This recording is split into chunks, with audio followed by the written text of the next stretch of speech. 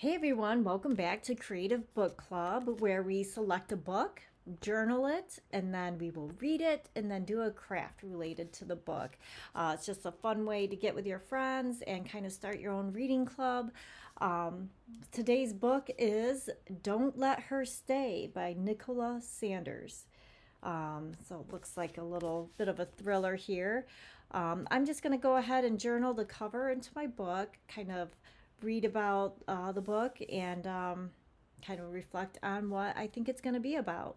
So on the back of it, it says, "Someone inside your house wants you dead, but no one believes you. Joanne knows how lucky she is. Richard is a wonderful husband. Evie is the most gorgeous baby girl. They live in a beautiful house.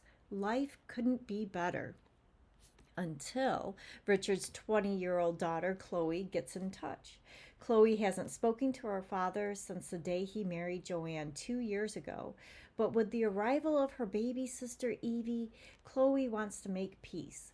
Richard is delighted, and since Joanne is struggling with the new baby, he suggests Chloe could move in and help. It sounds like the perfect solution until things start to happen that make Joanne feel like she's losing her mind. She misplaces things, misses important appointments, gets dates wrong, dot, dot, dot. Could Joanne be going mad just like her own mother? Or is something more sinister happening? Is Chloe really here to help? Or has Joanne made a terrible mistake by letting her move in? And is it too late to ask her to leave? So it sounds like a thriller. It kind of reminds me of The Housemaid a little bit. So I'm anxious to read about it. For my journal here, I just used some crayons, and the thought behind it was to put the crayons down, and then I put my kind of watery paint over top of it, and then the wax would keep the paint from going through, and I don't have to do the title again.